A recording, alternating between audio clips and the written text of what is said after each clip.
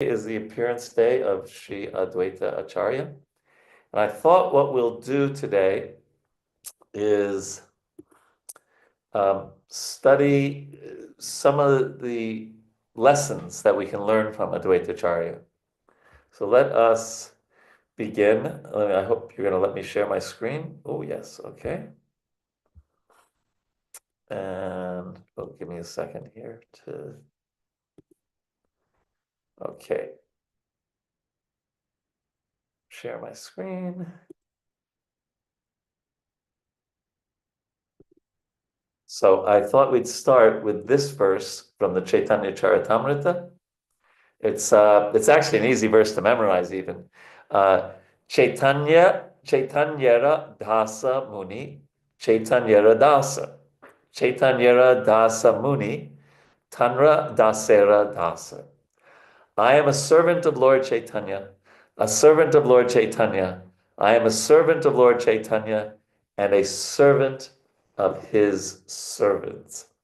So in the Adi Lila of the Chaitanya Charitamrita, it talks about Advaita Acharya, Advaita and Acharya, and it talks about these two words.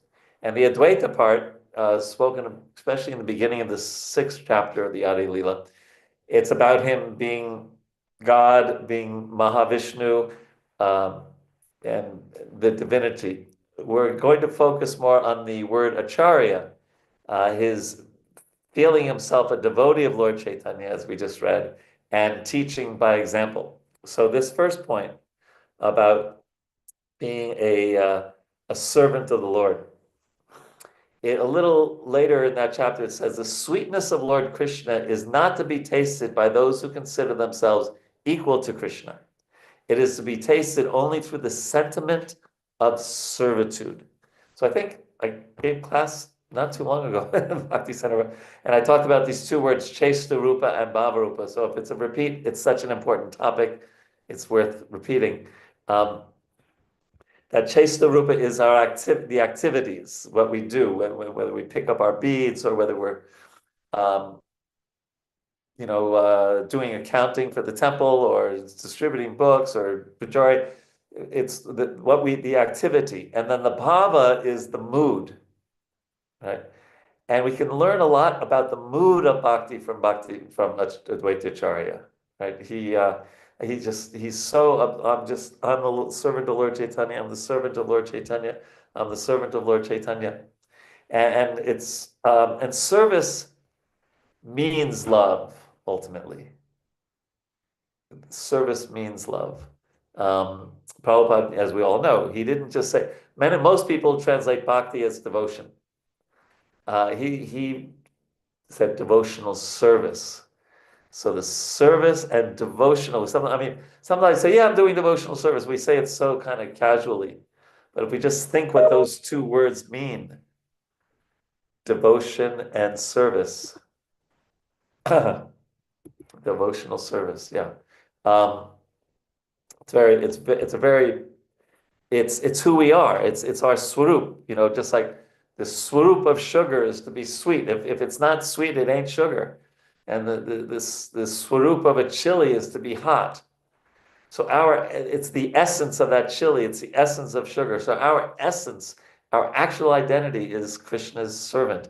And we can learn that, we can beg for that identity become more deeper in our heart on a day like today, asking Advaita Acharya to give us a glimpse of his realization. I'm a servant of Lord Chaitanya. Because right now, the seva, sometimes it can be called like a seva potency. It's a very powerful thing. And right now, for many of us, it's divided. So we want to serve Krishna. We know theoretically we should. We know we get a higher taste when we do it. And we've also given some of our seva potency to this world, to our senses, to our mind, to our family, to our sports team, whatever. Therefore our focus is divided. And because of that, we have a proportionate to the proportion of that it's like that, to that proportion we have that experience of Krishna. Yeya tamam prapajante tam sataiva bhajamyaham, Krishna says in the Gita. And as they surrender, I reciprocate. So as challenging as it sounds, we can learn, I'm a servant of Lord Chaitanya, that our deep desire is meant to be is to serve Krishna. That's what we want. And I find, at least for myself, sometimes the tricky thing is I know theoretically, and then I don't always do it. But here we're seeing just how important it is, as they say, since a lot of you are in New York, to be absorbed in devotional service.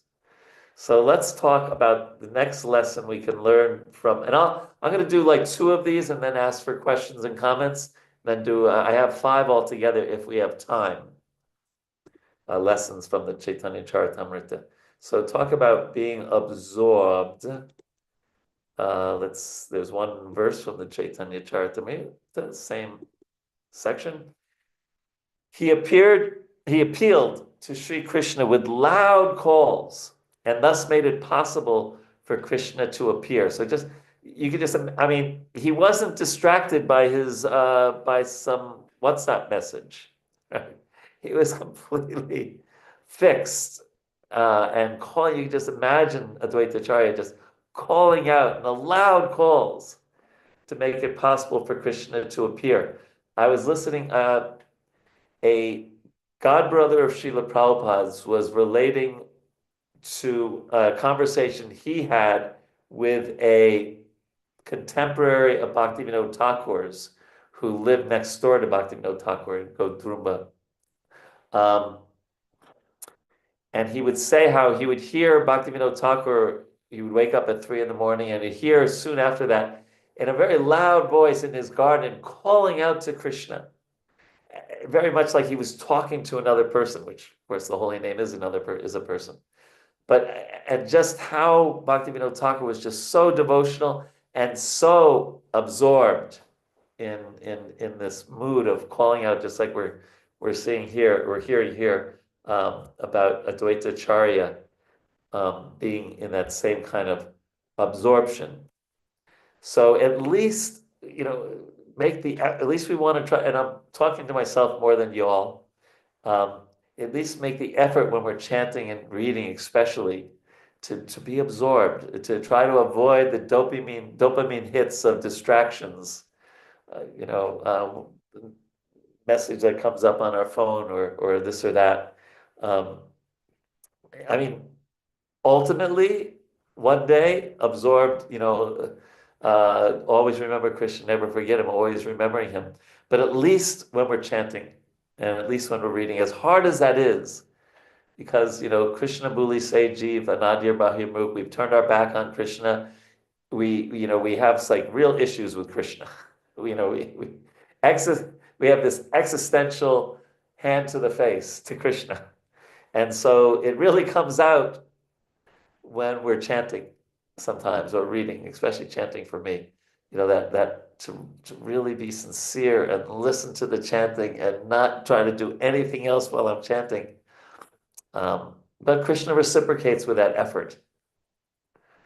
And I was just thinking about how it was easier. I mean, on one level, everyone always talks about the good old days, so I don't want to get too into the good old days because, right, these are the good old days, as with that Carly Simon wrote a song. These are the good old days, anticipation. But anyway, in the good old days when we were brahmacharis in the 70s and 80s, there was no phones.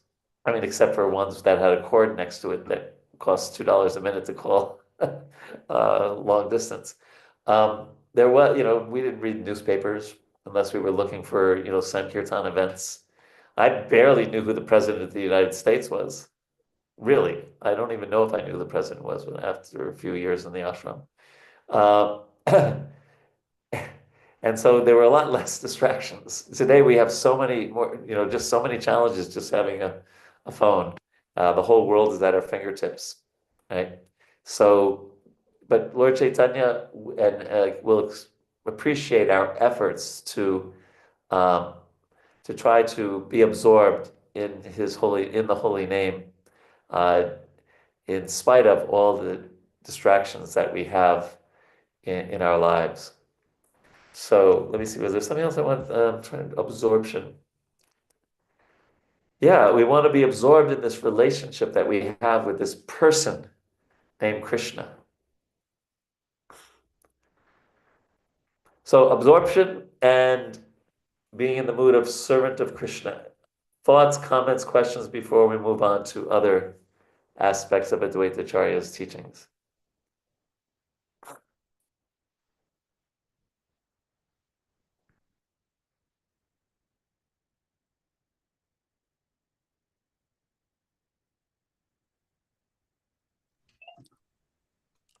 Hare Krishna.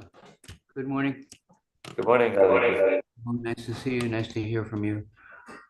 We've heard this pastime before that Srila Prabhupada was at the site of Advaita Acharya's house.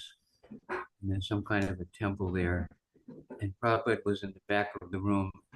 And the caretaker or pujari there, he noticed this elderly sannyasi crying in the back of the room. Srila Prabhupada. He was chanting, but he was weeping. Yeah. This is the Acharya's absorption. What? This is being absorbed in bhakti. Before he came to the West. So yeah. He went to speak to Srila Prabhupada and he asked him, well, what is it? What is this intense emotional feeling that you have? And Prabhupada said, my guru, he wants me to go to the West, to the English-speaking people, and to give Krishna's message. And I haven't done it. It's been a long time. I'm aspiring, I'm endeavoring, I'm going in that direction. I will go. But because of the instruction, the request of my spiritual master, and my longing to please him, I find myself crying. So the connection of being absorbed in the holy name is enhanced by the fact that we have a prescribed duty, that we have a mission, that we have a person who we're trying to please. And wonderful. We feel, the Krishna moving us that way, and the challenges, the obstacles. And so guru instruction can actually help us to be more deeply absorbed and feelingly longing to actually please our spiritual master.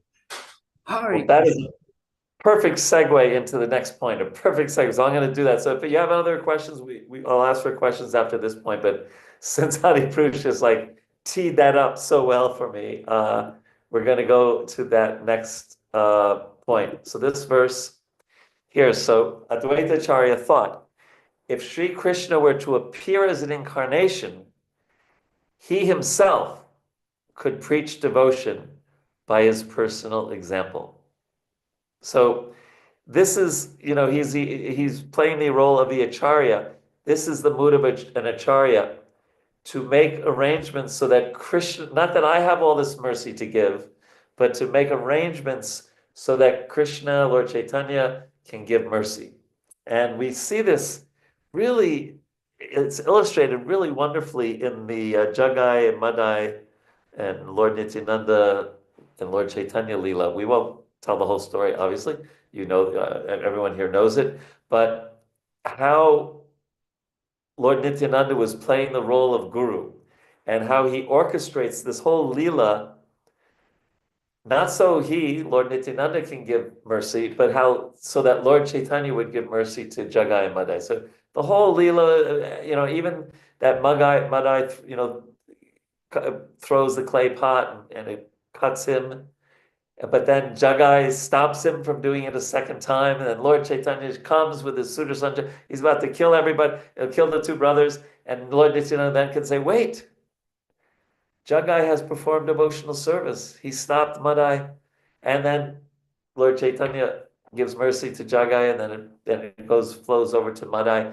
But it's all Lord Nityananda, very similar to this verse, that he's just trying to make some arrangement so that Lord Chaitanya will give mercy. And that's what an acharya does. That's what a guru does.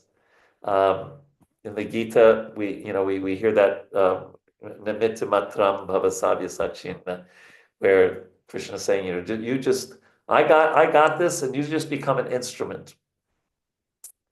And that is a great lesson from this verse of Advaita Acharya, or Srila Prabhupada on the Jaladuta, make me dance, O Lord, make me dance as you like. I'm your I'm the instrument, you're the musician, you play me as you like, and to become that and to have that mood that even like when we're distributing books, and I'm a great distributor. No, I'm giving people a chance to read the Srimad Bhagavatam. I'm giving them a chance to hear Krishna's words in the Bhagavad Gita. And I think we've all had that experience sometimes when we're out, where we're in one way or another talking about Krishna or sharing Krishna consciousness with other people, that sometimes we'll say something that we have no idea where that came from. It came out so well, and it was so impactful, and it definitely wasn't like me. You really felt there was someone, the wind was blowing our sail of telling people about Krishna. So Advaita Acharya, so if you follow the Advaita part, he's Mahavishnu. He's he's an incarnation of Krishna. But as the Acharya, he's just focusing. Okay, how can I do things in such a way? How can I call Lord Chaitanya to this world so that he will give mercy to the fallen soul? So it's a very important lesson for us that we're learning from Advaita Acharya, that we try to make arrangements that Krishna will bless ourselves and others. And that's the mood of a teacher, a preacher, a friend, a devotee. So I wanted to make that point. Comments or questions on that point or on the two previous ones? Because I cut anyone off who wanted to ask one after Adi Push, because that was such a good segue, Adi Push.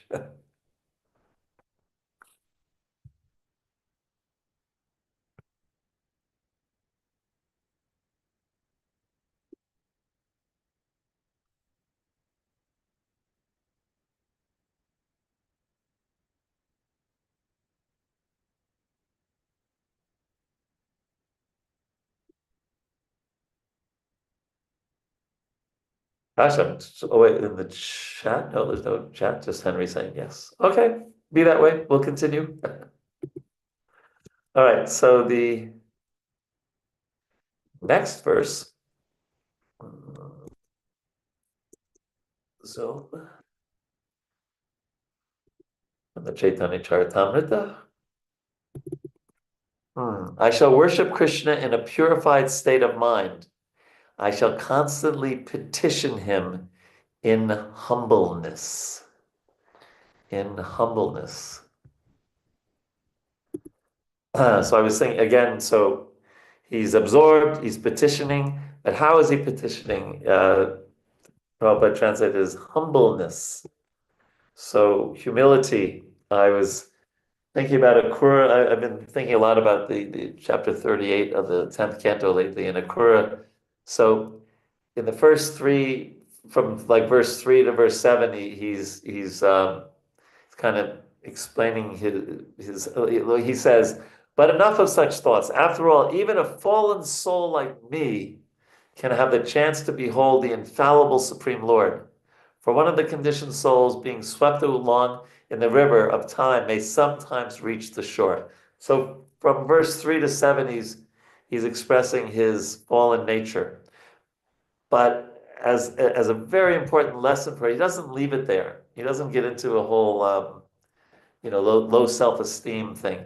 Then he focuses on Krishna, and he's talk about absorbed. He's on the chariot. He's going to see Krishna, and he's just much more. His humility is just how wonderful Krishna is.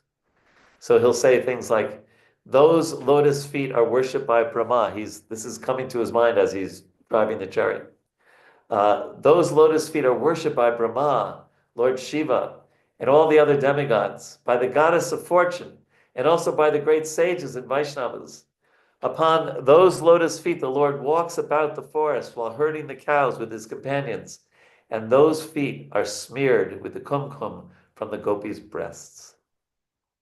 And then he says, I don't know, it's just for me, one of the most poetic sentences in all of Prabhupada's books, or this is after Prabhupada, but in the Bhagavatam, um, the translation goes like this: Now all the dawns of my life have become auspicious. Somehow or other, I find that really beautiful. Now all the dawns of my life have become auspicious. So this is, humility pouring out into focus on Krishna.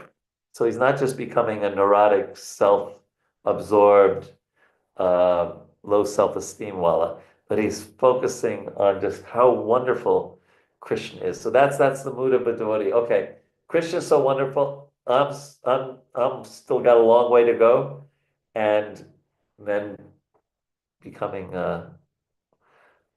praying and begging for getting closer to Krishna. So I thought in this regards that this mood of humility is really nicely explained in this one passage from the Gitavali by Bhaktivinoda Thakur. So it's just I'll just read the English. It's not long. Take about 1 minute. If your mind is always absorbed in chanting the glories of Lord Krishna with great care, then by that process of Sri Krishna Kirtan, you will attain transcendental qualification. You should give up all false pride and always consider yourself to be worthless, destitute, lower and more humble than a blade of grass. You should practice forgiveness like that of a tree and giving up violence towards other living beings. You should protect and maintain them. Listen to this. This is just so in our day-to-day activities. In the course of passing your life, you should never give anxiety to others, but rather do good to them while forgetting about your own happiness. When one has thus become a great soul possessing all good qualities, one should abandon all desires for fame and honor and make one's heart humble. Knowing that Lord Krishna resides within all living creatures, one should, with great respect, consistently show honor to all beings. By possessing these 4 qualities, humility, mercifulness, respect towards others, and the renunciation of desire for prestige, one becomes virtuous. And by such a state, you may sing the glories of the Supreme Lord. Weeping, Bhaktivinoda submits his prayer at the lotus feet of the Lord. O Lord, when will you give me the qualification for possessing attributes such as these? So even the great Advaita Acarya, right? He said, I shall worship Krishna in a purified state of mind. I shall constantly petition him in humbleness. So that leads us to the last point, and I'm leaving time for questions, so I hope you have some. And that is, we'll show you the last verse that we'll cover today on the Chaitanya Charitamrita. The glories of Sri Advaita Acharya are boundless, for his sincere vibrations brought about Lord Chaitanya's descent upon this earth. So focus on sincere. And I think for me, at least, that is the most difficult. It's not easy to be sincere in Kali Yuga. We're distrusting. Is Krishna really going to take care of me? Or so and so, is a rip-off artist. So how can I trust anybody? And it's just so hard to be sincere and really desire Krishna's pleasure. And if you ever do a word search for these three words together, serious and sincere, you see so many times Srila Prabhupada uses those words together. I'm going to read three short ones. But simply, we have to remain very serious and sincere. Ahaitukiya pratiyata. Pratiyata means being checked. So this bhakti marg cannot be checked by any material impediments. It cannot be checked. Simply, we have to become very serious and sincere. Next one. So where is the difficulty in understanding the whole philosophy of Krishna consciousness? It is very simple. Everything is there. We have to understand, and we have to be very serious and sincere. And the last one, if our attempt is serious and sincere, wherever and whoever we are, the Lord will surely come, for he is not hindered by time, place, circumstance, or any material condition. So this is kind of the challenge of life, to be sincerely wanting to please Krishna, to be sincerely identifying as a servant, to be sincerely in the mood of serving other devotees, and avoid anukulyasya sankalpa pratikulyasya varjanam, to accept things favorable and reject things unfavorable. And so favorable, sincerely serve devotees. Unfavorable, I mean, like, I'd say the biggest, most useless, most terrible waste of time in the entire world is to hear criticism of devotees. You know, and sometimes devotees will just go on, whatever, social media, and just, it's ridiculous. It's like the worst thing. Nothing makes the heart less sincere and more distrusting and more closed than that, and nothing that opens it up more than especially associating with sincere people, with devotees who really, they, they, whatever is going on in their life, they know the goal of their life is to serve the devotees, to serve Krishna, to please Krishna, to get, what did George have to hope to get out of this place by the Lord Sri Krishna's grace. So sincerity is such a tattva loyam api mulyam ekalam. The one price to pay is that there it says greed, but greed and sincerity are very similar. It means not being neutral. It means actually really wanting to serve Krishna, really wanting to please the devotees, really wanting to learn more about Krishna, really wanting to chant more attentively. And again, I'm pointing, one finger at you guys, three at me. It's definitely, but it's such a it's a rare commodity in Kali Yuga. And so when we get that, I spent 3 weeks recently with Bhakti Vigyan Maharaj at an Ayurvedic clinic in South India.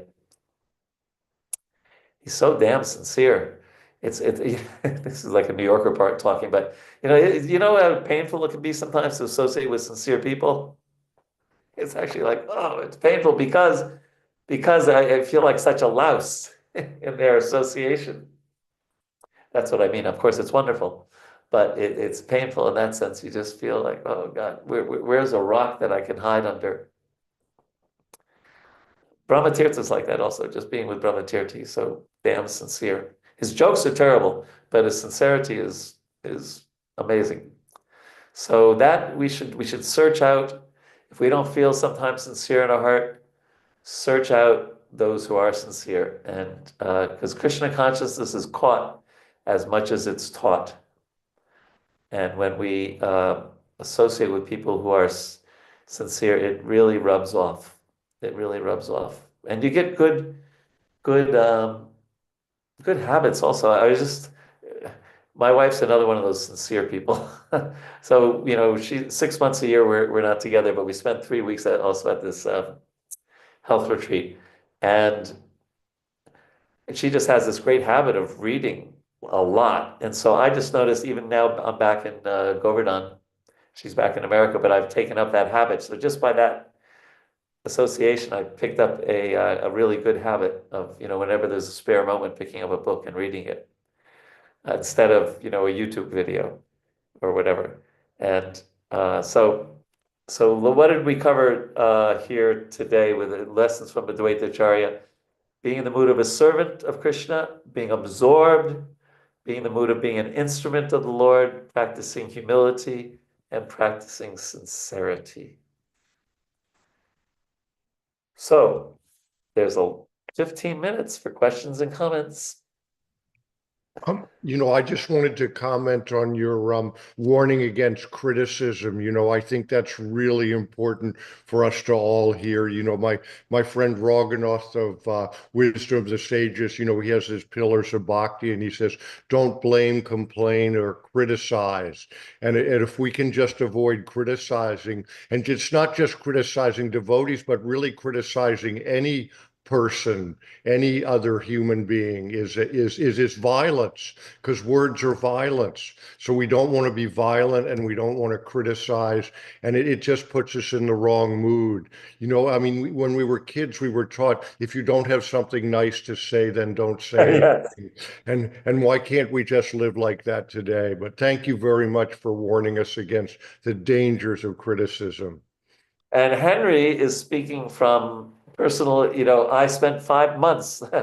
I talk about, I lived with Henry for the last 5 months before I came to India in his house. Very kindly gave me the basement. And he was so careful. He will not, Gramya Katana Shunibe, wouldn't hear any criticism, didn't, he just like forget about it. So he really lives by that. And because of that, he's so blissful. And because of that, over the decades, he's gotten so much association, Bhakti Maharaj, Jamal Krishna Maharaj, Bhakti Tirtha Maharaj, Brahma Tirtha. He gets such best association. And I think it's one of the main reasons is because he just refuses to hear anything bad about devotees. So thank you for that, Henry. Other comments, questions, thoughts? I was just thinking about Advaita Acharya's faith. It's like we're all taught these practices, now to offer, to pray to Krishna, to welcome him into our lives. But like, he really got him here. I wanted to show a picture when I homeschooled my kids. I taught them the letter A by teaching them. I don't know if you could see it because of the stupid filter. Yeah, I'd have to change the filter. I have it as that blur in the background. But anyway, the A was for Advaita Acharya, Krishna Kumar? Yeah, but his body is actually forming an A. And maybe I'll just send a picture of it into the group chat today. I'm just thinking of who Advaita Acharya is, and kind of can give us a little impetus to fast till noon, just the importance of really honoring what kind of personality could get the Lord to appear. Amazing. Very sincere. And let's speak of joke around with Nityananda Prabhu. I'm glad A reminds you, because I was like, when my son was going, A is for apples, B is for big books, C is for the countertopper Mataji cooks, D is for devotee. Anyway, it's amazing. My son's 33 years old, so I'm like remembering these songs from 30 years ago. But an A for Advaita Acharya would have been a little more transcendental. Thank you, Krishna Vihari. So nice to see you. Hey, Krishna. Bhakti Center had its hands up. Now it's taken down, but is that Jaini Thai Prabhu? Hare Krishna, Vraj Vihari Prabhu. Thank you so much for nice class, reminding us all about these wonderful qualities of Advaita Acharya. We kept mentioning about sincere and serious. I'm just wondering if you could give kind of exact, a definition of what it means to really be sincere. I heard some time ago this idea of sincere coming from the Latin, which means free from wax. I'm wondering, have you heard that? Yeah, it's a great story. It's actually not true. Oh, really? But it's a great story. It works. even if stories aren't exactly true, if historically true, it doesn't matter if it makes a valid point. Okay. So yeah, no wax. Um, it's almost like you know what it's like. I mean, we could put it into words, but it's almost something you can't put. It's an outpouring of the heart of really wanting to put someone else other than ourselves in the center, and to really want to please them. It's like another example I had was, I won't go into all the background, but I got to spend 4 days, just me and Radhanath Swami in Kurukshetra, just the two of us. Um, no other devotees around. And oh gosh, I was just like, oh, this person is so sincere. Ouch. Uh, he was just naturally like that. He was just always talking about Krishna, always chanting, always, loving and humorous, and it was just such a blessing to, witness that, because, he could have been anywhere he wanted. There was no one to show off. There was no thousands of disciples around or anything like that, but it was just so natural, so natural. Um, so I mean, I don't know what to say except that it's a great question. Maybe someone else has a better answer than me. But it's that, I mean, we can quote verses, Tantra loyam, apibulyam eklam, greedy to please Krishna, putting Krishna in the center. But we know it. I mean, I think it really comes out when we're doing japa. Yeah. It's one thing to just go through snick, snick, itty, itty, ray, ray, or even, we're semi-listening. And it's another thing to really meditating on the meaning. What is it called? There's a word, mantra. Does anyone know it's when you meditate on the meaning of the mantra as you're chanting. And Vishwanath Chakravarti Thakur writes about it. And so that's a whole nother level, isn't it? When you're actually, oh my dear Lord, please engage me in your service. Please let me, and you're really trying to hear every round. You're not trying to, the phone is 5,000 miles away, and the mind is just, and it may be going here and there, but you're bringing it back, and you're really trying to be in this mood of I need help. I need help. So I think everyone on this class has that experience when we're chanting, trying to chant sincerely. Does that help, Johnny? I'm sure you can answer this question better than me. Oh, that's beautiful. Thank you so much. Thank you. Venu Madhuri. Hare Krishna, good morning. Thank you for your class. Hare Krishna. No, I just was responding to Jani Tai's question. I think it's a really good question because sometimes we use these words and we think we know what they mean, but then when you really think about them, you struggle a little bit in a good way. And I was thinking, I feel like it means like without ulterior motive, Mm. or really without any motive other than the thing that you're doing. And because I think sometimes even in devotees in devotional service, sometimes there can be other motives, not in the mundane sense of ulterior motives. There may be even other motives related to service, but that in my mind is not sincere. Like sincere is when it's just pure. There's no motive other than the thing that you're doing. So I don't know if that helps. And I really like the way Prabhupada couples it with seriousness.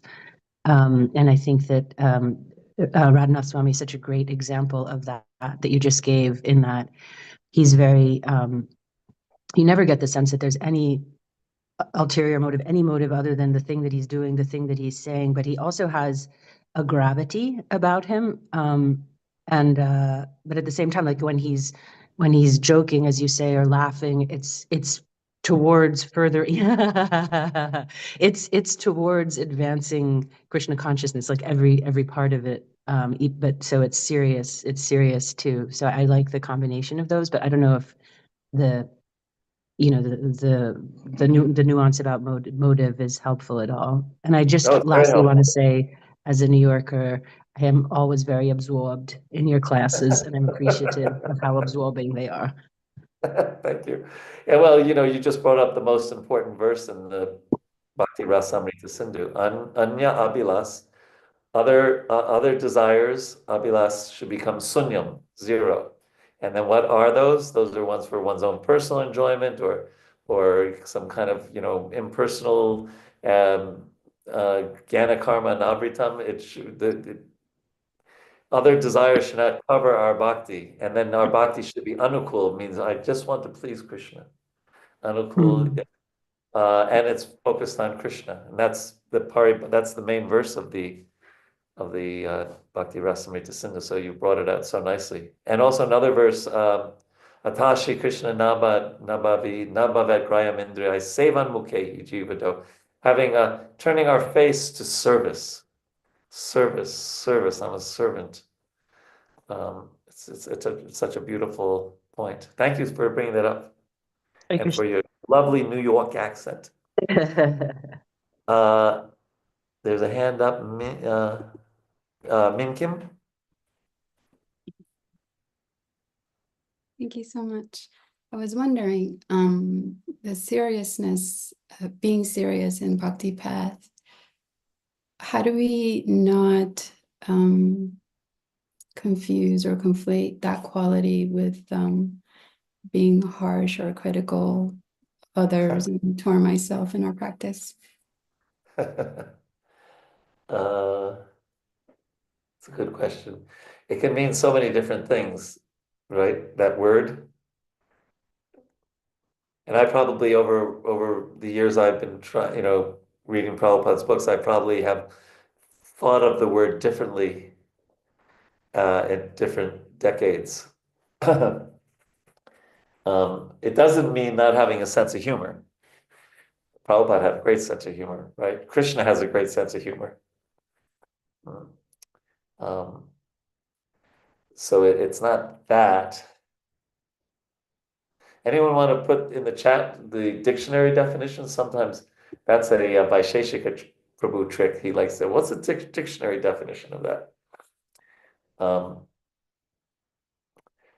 I take it a little bit again like that verse, that this is what my life's about. My mind may go here and there, my senses will definitely go here and there, but that's not where I'm at. I'm serious about being a devotee of Krishna and well, I dare say go back to Godhead in this life, but yeah, but that's my purpose. That's, just like we just said, jnana karma anavritam.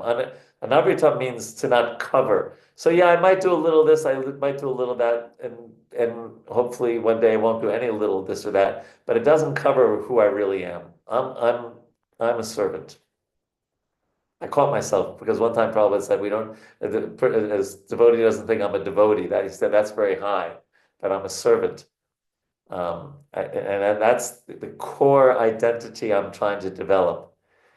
And there are times to be serious.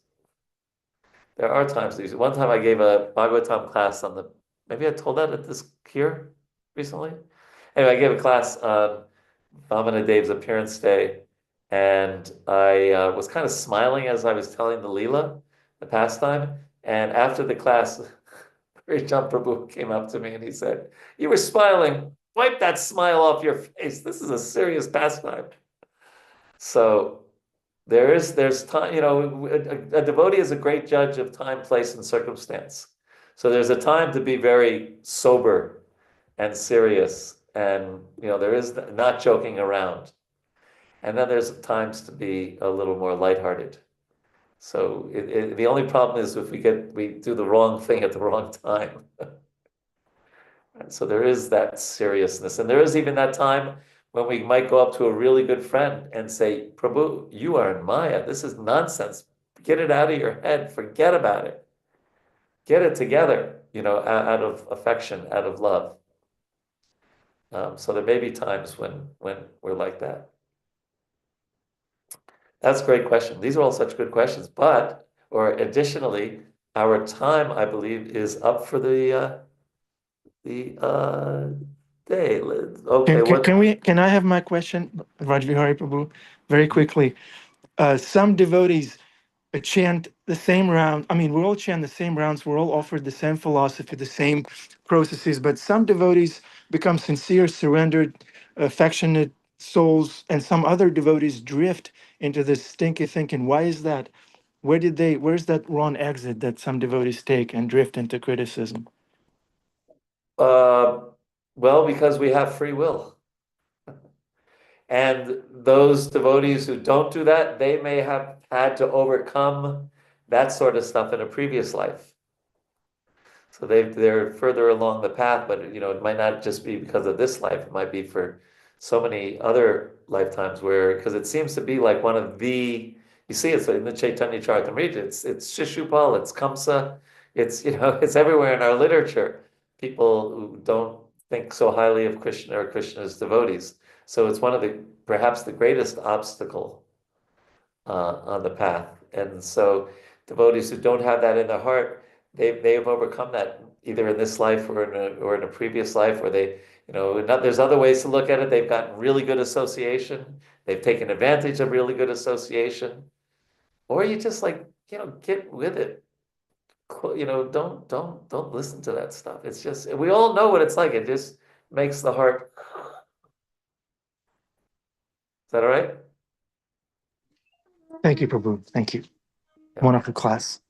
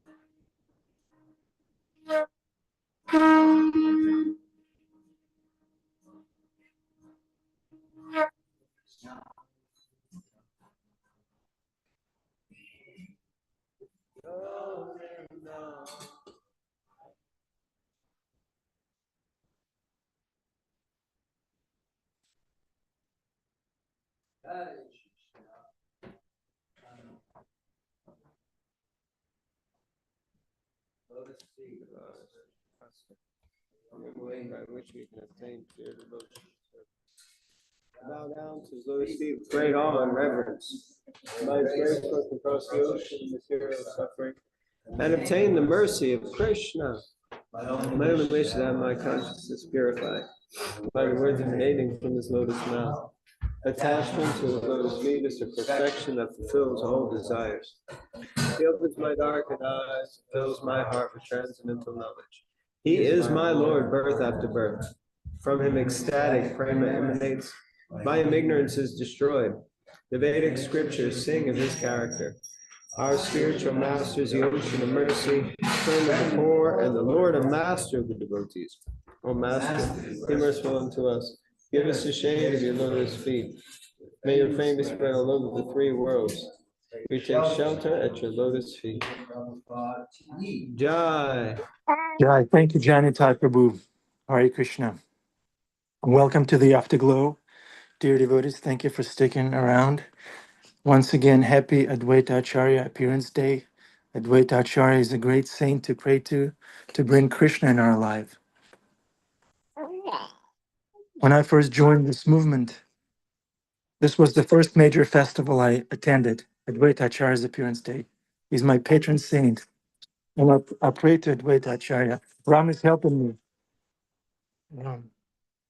You excited about Advaita Acharya? So yeah, that was the first major festival I attended. And Advaita Acharya is my favorite saint. He brings Krishna. He brought Krishna into my life. So let's all pray to Advaita Acharya and commemorate this day by fast until noon, or at least till breakfast. Okay. Would anyone like to speak in line with Guru Sadhu and Shastra? Jagannath Gopal Prabhu? No, I was thinking I echo a lot with the question that you asked, especially because when we receive something, when we have to struggle to receive something, there is more sincerity in general. But then when something is given to us on a platter, like for example, for me, I can say that bhakti was given to me like it was readily available. All the facilities were available. Everything was available. It's not that I had to, for example, hitchhike all the way from the US to India to get bhakti. So yeah, I echo with your question because when we get bhakti easily, at least since I got bhakti easily, I tend to, become slack sometimes. So yeah, so it was a good question, something to really reflect upon. So Great point, Jagannath Gopal Prabhu. We shouldn't take bhakti lightly and for granted. Great point. Thank you. Adipurusha Prabhu, would you like to speak? So why do you think it is that some devotees, after receiving the same philosophy, after engaging in the same processes, drift into criticism, and some other devotees, they just flourish in bhakti and they remain positive and surrendered? Well, he already answered that very nicely. We do have a choice when we can understand this is recommended and this is not recommended. And what the thing about Advaita Acharya is that he's the person who called, right? He called Lord Chaitanya. He said, nothing, we're not going to be able to turn this darkness around without your grace. Please come. And it says in Shastra, Prabhupada tells us, if we're not weeping, we're not crying tears, then the heart is steel framed. If we don't have that intensity. And I was thinking just yesterday how frequently, not very often, I actually shed a tear while chanting japa. And we've heard this before. Kevala was here, and he was chanting in the temple and became determined that I'm going to shed at least one tear, right? And he was chanting in the temple, "Hare Krishna," screaming and yelling and crying and trying to squeeze out a tear. And finally, we told him, "Kevala, you can't chant in the temple room because we can't. None of us can chant because you're just so, intense and there's just a volume and everything." So we sent him up on the roof to chant. But then 3 or 4 policemen came. They thought somebody was dying up there. They came over from the building next door, and they got Kevala up on the roof, and they were saying, "What in the world are you doing?" Screaming and yelling at 5 o'clock in the morning, 4:30 in the morning. So we put him in the walk-in cooler to chant his rounds. Because, but it's true. What's the point is that chanting can become mechanical, distracted, or very, very focused and pouring our heart out, calling Krishna.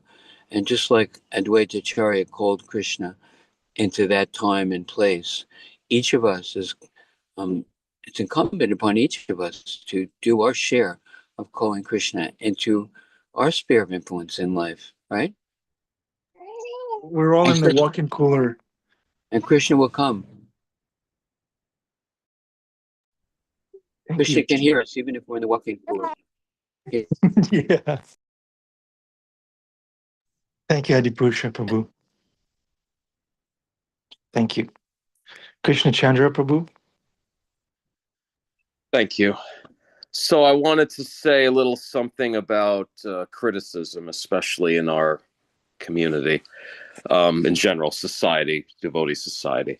So when I first started chanting about a year into it, there was a devotee. He was old enough to be my father. He'd been devotee, of course, even longer than I had been alive. And he did something that I thought was very reprehensible. And I actually was so outraged by it. I said something to him point blank in semi-public. And then that triggered something in which a senior devotee who I had a lot of respect for, he singled me out for it, told me I should not have done that. I had a big fight with him.